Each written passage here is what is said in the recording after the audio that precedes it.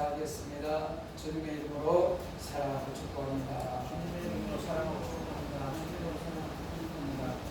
저도 여러분들을 주님의 이름으로 사랑하고 축복합니다.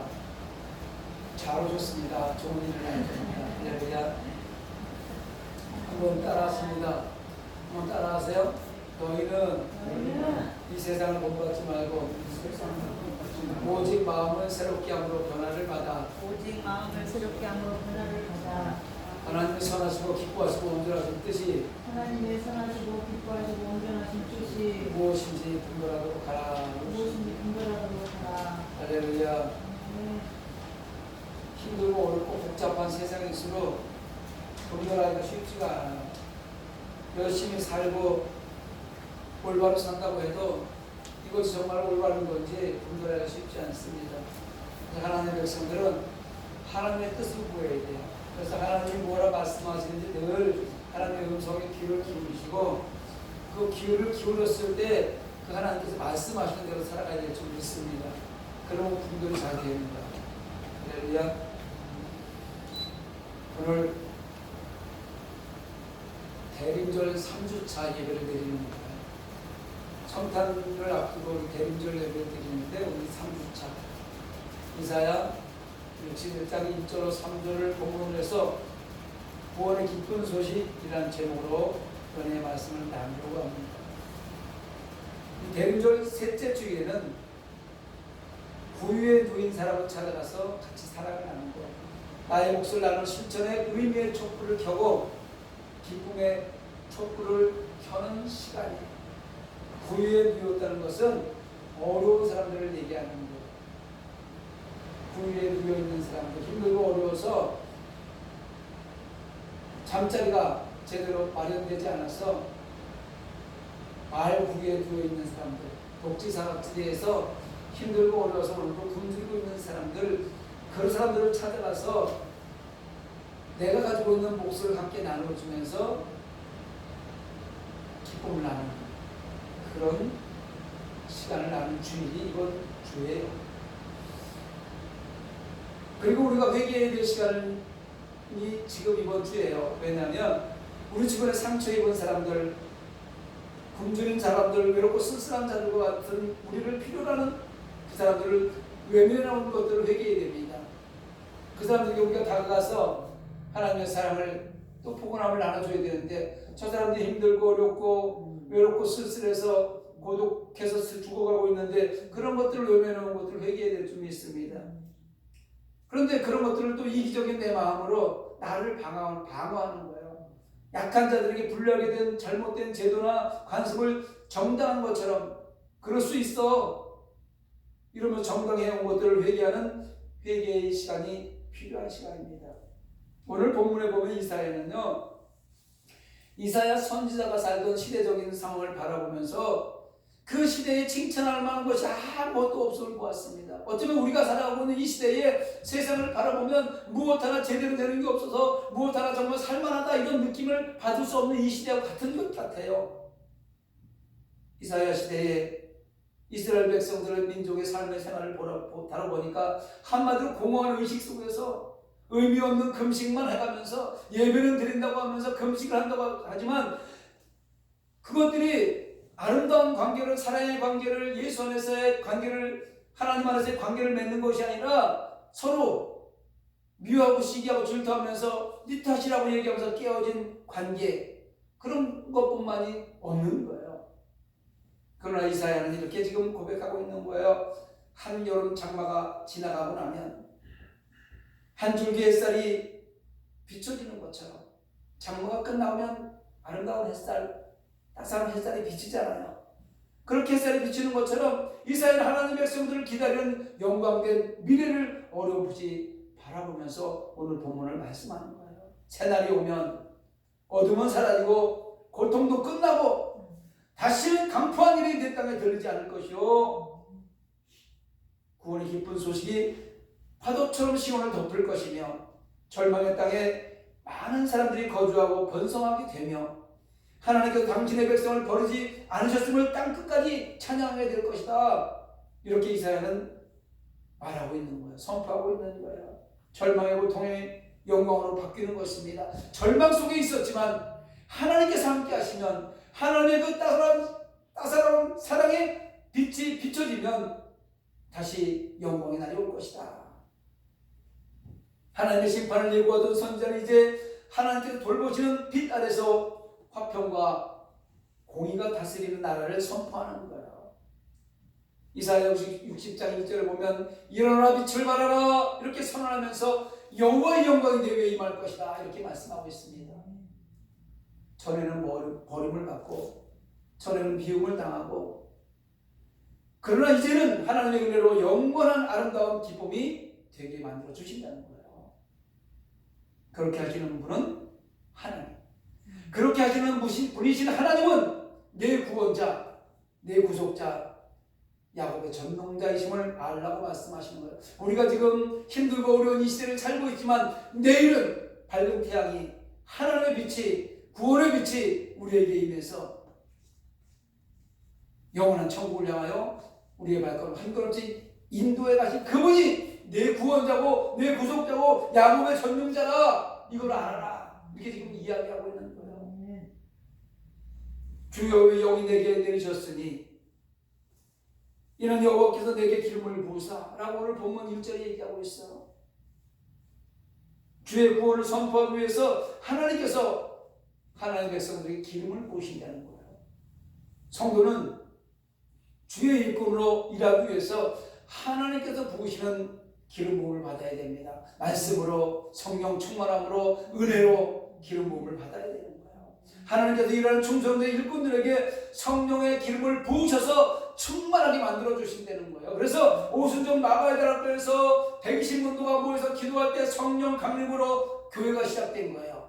그 사람들이 나가서 말씀을 선포하고 성령 충만하면서 예수가 나를 위해 십자가 죽으셨다 이렇게 선포하면서 믿어라, 믿으면 천국 간다, 믿으면 구원받는다 이렇게 선포하기 시작하면서 교회가 시작됐던 것입니다. 그 성령님은요 오늘도 계속해서 교회에서 성도들에게 충만하게 역사하시는 거예요. 우리가 깨어있지 않으면, 기도하지 않으면 성령 충만을 받지 못합니다. 그냥 왔다 갔다 하는 신앙이 아니라, 하나님 내가 교회에 왔어요, 아무것도 알지 못해요. 그러나 성령의 기름 부음을 받으면 지혜롭게 하시고 나의 삶을 이끌어 주신다고 하시니 성령이 무엇인지 모르지만 하나님 내게 성령 충만함을 허락해 주세요. 이렇게 순수한 마음으로, 어린아이 같은 마음으로 기도하면 오늘 이 시간에 우리 이 자리에 함께한 저와 여러분들에게 성령 충만함의 은혜가 임할 줄 믿습니다. 성령 충만함을 받으면은요 살아 움직이는 거예요.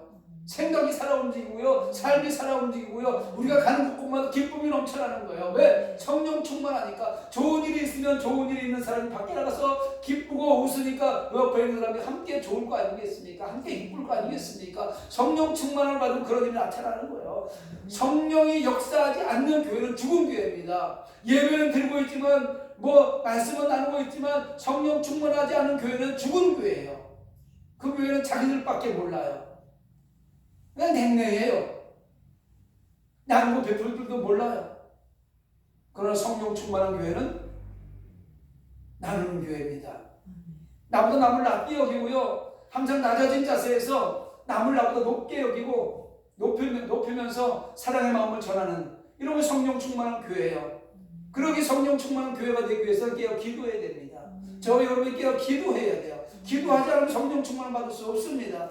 기도하는 자리가 어디예요? 교회에 나와서 말씀의 자리에 앉아서 기도할 줄 모르고, 잘 모르지만, 하나님 나 잘 모르지만 오늘 기도하라고 해서 목사님이 기도하라고 해서 기도합니다. 성령 충만하게 해주세요.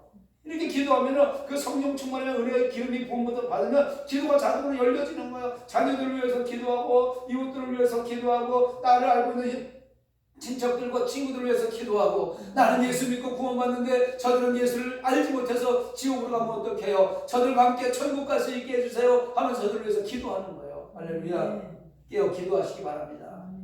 성령 충만한 은혜를 입고 성도가 찾아가야 할 가난한 사람은 누구일까? 성령 충만을 받으면요, 내가 없고 없어도 너무 기분이 좋아. 그러니까 나한테 있는 거 작은 것 하나도 나눠주고 싶은 거예요. 그럼 그 사람 나눠줄 사람은 누굴까요? 심령이 가난한 자라고 성령은 이야기합니다.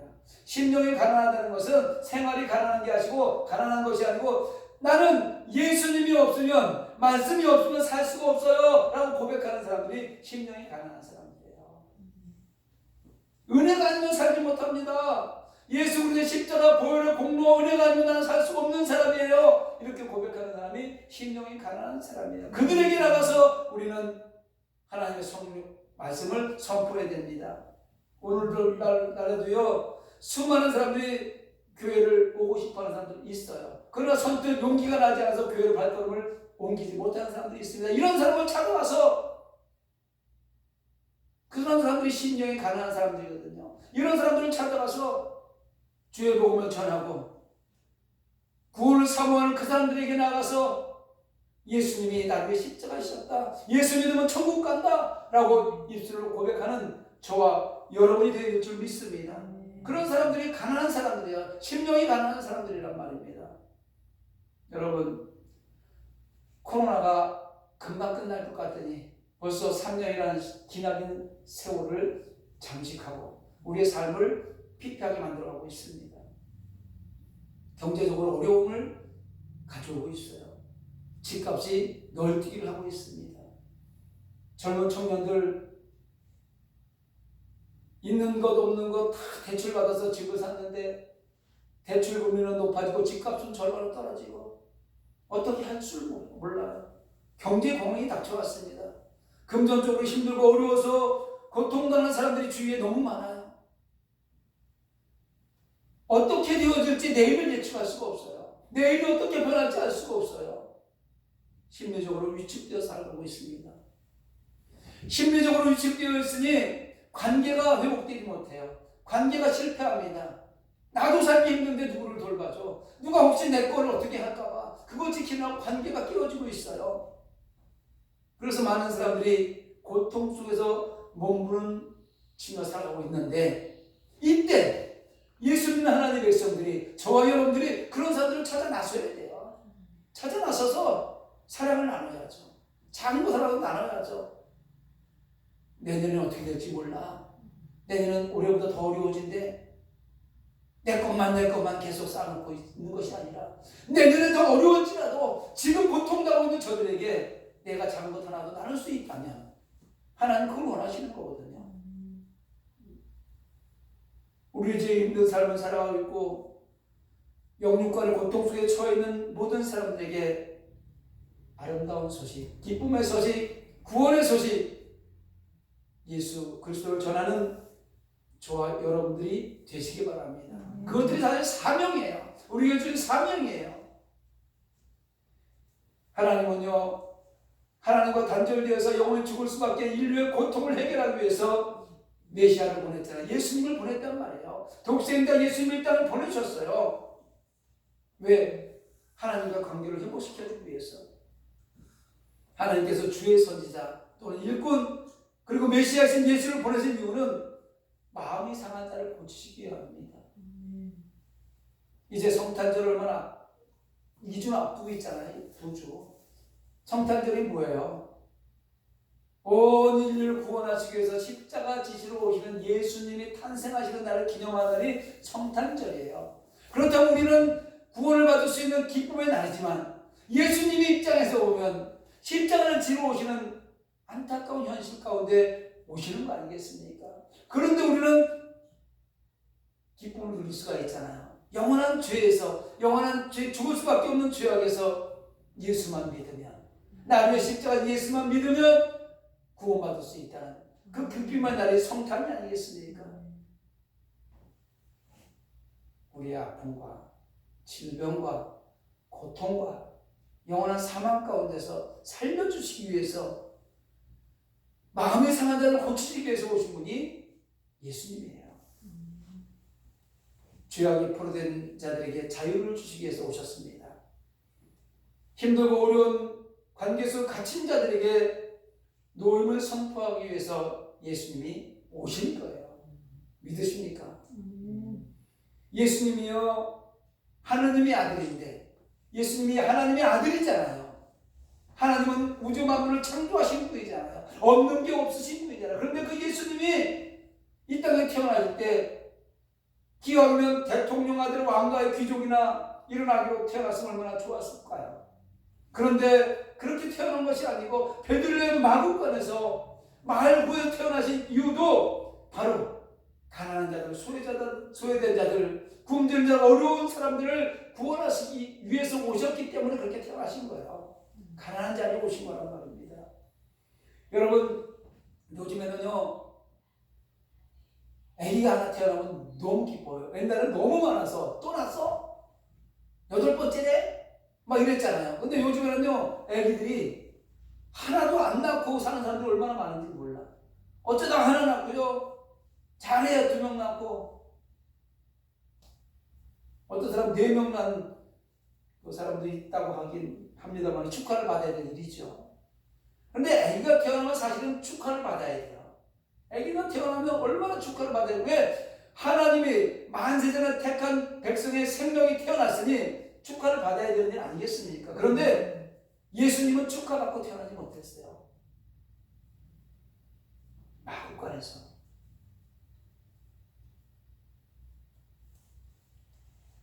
해산을 해야 되는데 해산할 장소가 없어서 마구간에서 태어나셨다는 거예요. 누구 하나 축하해 주는 사람 없었어요.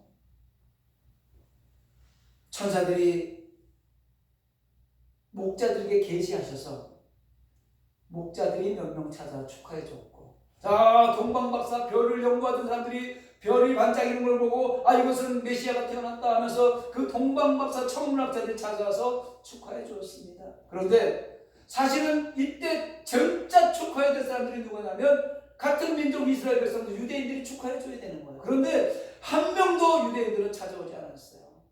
그 사람들은 메시아를 기다리고 있는 사람들이에요. 예수님을 기다리고 있는 사람들입니다 말입니다. 그런데 그 유대 지도자들은요, 누구 하나 찾아온 사람이 없었어요. 그리고 예수님은 어린 시절에 가난한 목수의 집안에서 힘들고 어렵게 성장했습니다. 당시 정규 교육을 제대로 받지도 못하셨어요. 우리가 어렸을 때요, 초등학교 못 나온 사람들 많이 있었잖아요. 우리 학교 다닐 때 국민학교라고 그랬잖아요. 저 강원도 산골짜기에서 화전민으로 살아면서 농사질 사람들이 없으니까 이제 국민학교 들어갈 8살만 돼도 풀을 뽑아야 되고 이래서 학교도 안 보냈잖아요. 이와 마찬가지로 그때 예수님 당시에 가난한 목수의 아들로 태어난 예수님은 정규교육을 받지 못했다는 겁니다. 그러나 예수님이 누구예요? 하나님의 아들, 성자 하나님이셨고, 예수님께서는 어느 곳에 가든지 성부 하나님께서 늘 함께 하시면서 삶 속에서 놀라운 기적을 나타내셨습니다. 공생의 사역을 시작하면서 그 쏟아내는 말씀 한 말씀이 당대의 유명한 율법자들이나 종교 지도자들과 비교할 수 없는 말씀으로 신선하고 알아듣기 쉽고 깊이 있는 말씀을 선포하며 다니셨습니다. 예수님은 헐벗고 굶주리며 소외된 사람들과 죄인들의 친구가 되어주셨고, 병든 자들을 고치시고 그들을 축복의 자리로 인도하셨습니다. 실패자들이 더 이상 실패의 자리에 머물러 있지 않게 하셨으며 말씀으로 새 힘을 주셔서 은혜와 사랑의 자리로 인도해 주신 분이 예수님이십니다. 예수님의 이러한 무한산의 섬김으로 당시 종교 지도자들에게 정죄를 받았어요. 예수님의 놀라운 그 사랑으로 말미암아 힘들고 어렵고 외롭고 고통당하고 소외당했던 사람들이 바라보니까 이분이 메시아인 거예요. 그러니까 그 사람들은 많은 사람들이 예수님을 따라가기 시작하는 거예요. 힘들고 어려운 사람들이. 그러니까 그때 기득권을 가졌던 종교 지도자들이 예수님을 정죄하기 시작하는 거예요. 많은 사람들이 진정 하나님의 일과 축복을 경험하고 구원의 길로 돌아왔습니다만은 결국 종교 지도자들은 자기 기득권을 지키기 위해서 정죄했다는 거죠. 그러나 예수님이 찾아가는 그 많은 곳은 수많은 아픔을 가지고 있던 그 사람들이 병모가 떠나가고 죄에서 해방되고 기쁨이 충만함을 맛볼 수밖에 없었습니다. 그런 기적의 현장이 예수님이 다니는 곳곳마다 나타났어요. 그러므로 하나님의 백성들은요, 예수 믿는 저와 여러분들은 이 대림절 3주차를 맞이해서 이제 다시 오실 예수님을 기다려야 되잖아요. 예수님은 사도행전 1장 끝절에 보면은요, 내가 다시 올 거다. 다시 올 거다. 그래서 하늘로 올라가시면서 보혜사 성령을 내가 보내준다. 성령이 너에게 하면 너희가 권능을 받고 예루살렘과 온 유대와 사마리아 땅 끝까지 이르러 내 복음의 증인이 되라. 이렇게 하시면서 하늘로 올라가셨어요. 뭐라고 하셨어요? 다시 오신다고 했어요. 다시 오실 겁니다. 그러면 우리는 다시 오신 예수님을 기다리며 해야 할 일이 있어요. 생명의 복음, 구원의 복음, 나만 받는 것이 아니라 알지 못해서 구원받지 못하고 세상에 살아가기 힘들어서 아직도 예수를 영접하지 못하고 무지해서 강팍해서 오히려 예수 그리스도를 핍박하는 저들에게 복음을 선포하는 일을 감당해야 될 줄 믿습니다. 우리가 다른 이들을 생명의 길을 구원의 길로 인도하기 위해서는 먼저 내가 성령 충만해야 돼요. 내가 성령 충만해야, 그리고 거듭나고 새 사람이 되어야, 그리고 진리 가운데서 있어야 담대하게 당당하게 예수는 그리스도다.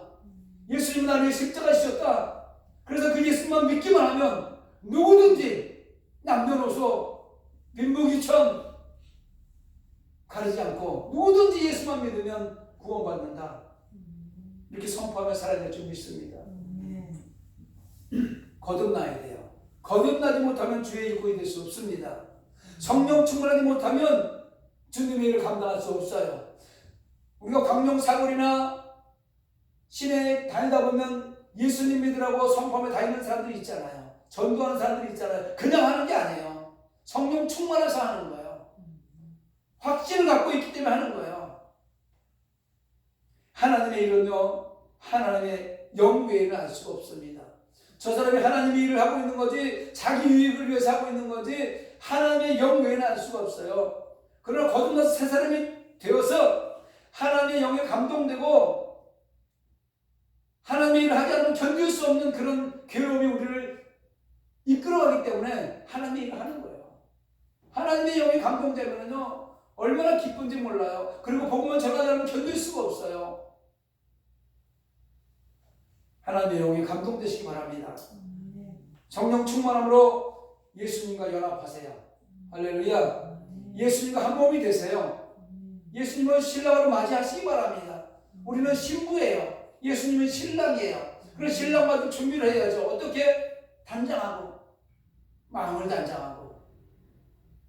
평상시에 결혼생활 하다가 사랑하는 사람, 사랑하는 남편 맞이하려고 해도 머리를 감고 얼굴에 화장을 하면서 맞이하는데, 영원한 구원자 되시는 예수 신랑을 맞이하면서 신부단장하지 않으면 안 되잖아요. 신부단장하는 건 다른 거 없어요. 이쁘게 꾸미려는 게 아니에요. 예배의 자리에서 기도하면서 성령 충만한 은혜를 날마다 소유하고 있으면 신부단장한 거예요. 예수님 만날 준비가 된 거예요. 기름 등불 준비한, 기름까지 준비한 다섯 처녀가 되는 거예요. 할렐루야. 성령 충만한 기름 부음을 받으시기 바랍니다. 예수님과 연합하고, 예수님과 연합하는 건 교회하고 연합하는 거예요. 교회에 연합하는 건 이렇게 나와서 예배 드리는 거예요. 봉사하는 거예요. 헌신하는 거예요. 또 이 교회를 이끌어가기 위해서 세운 종들이 있어요. 목사님들, 주의 종들이 있단 말입니다. 이 사람들과 연합해서 이 땅에 주시는 하나님의 은혜 가운데도 영혼이 잘되고 범사가 되고 강건한 축복의 주인공들이 되시기를 주님의 이름으로 축원합니다.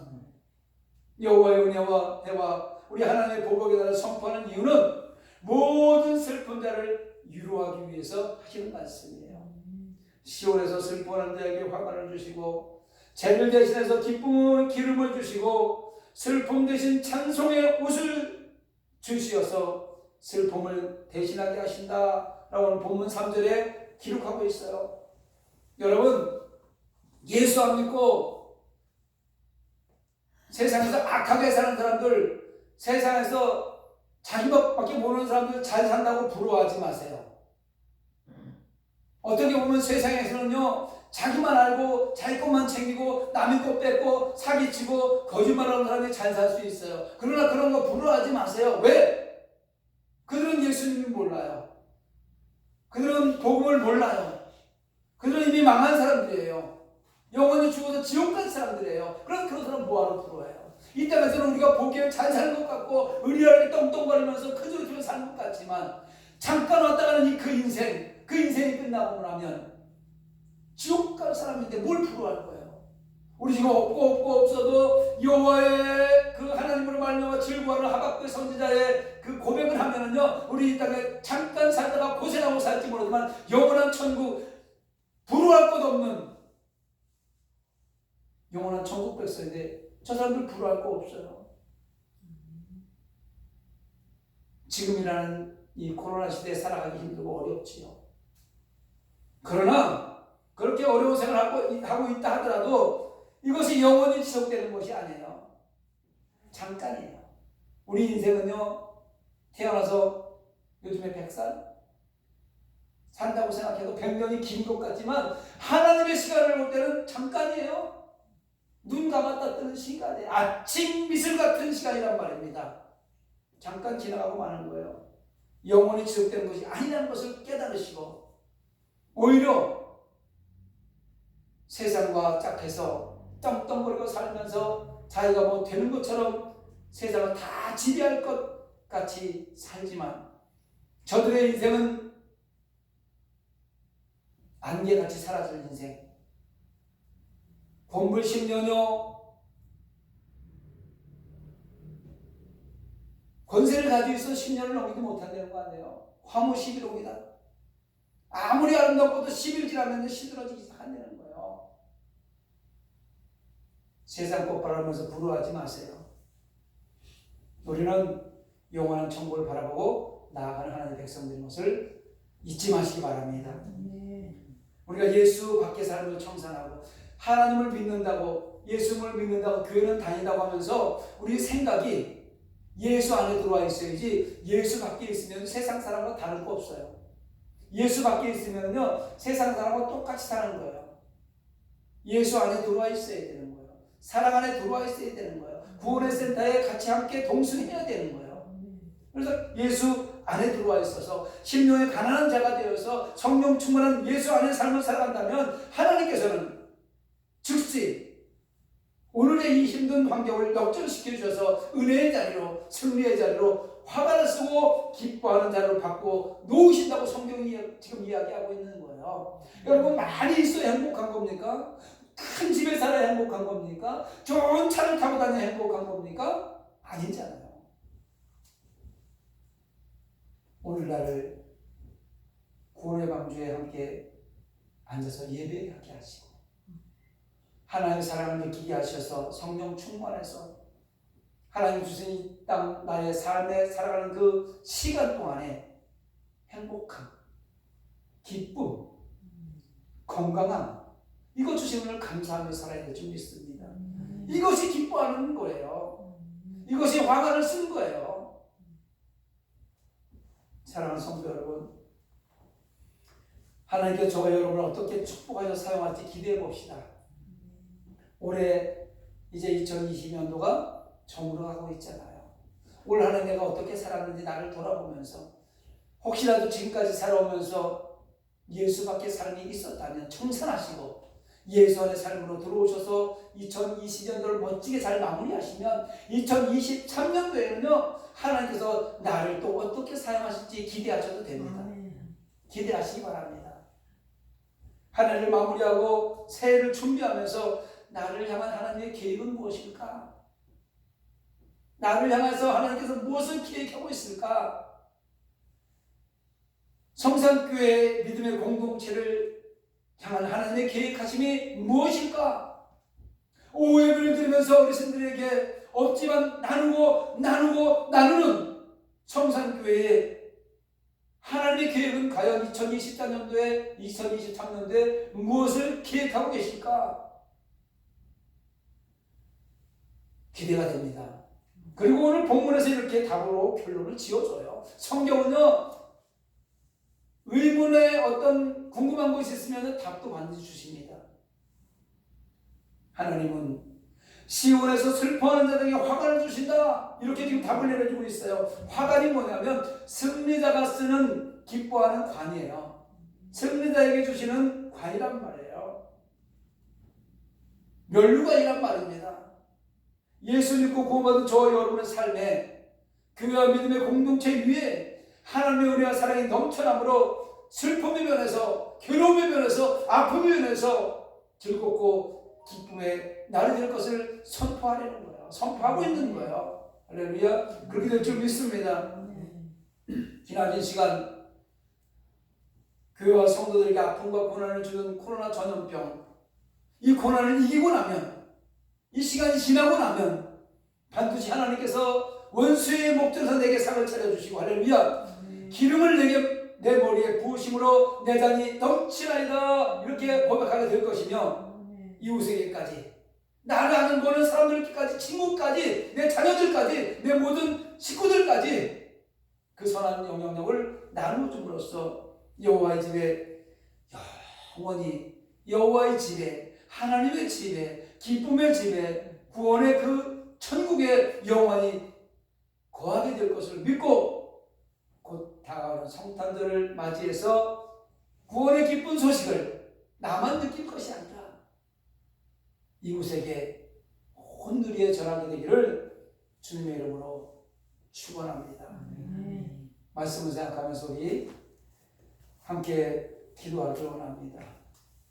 하나님,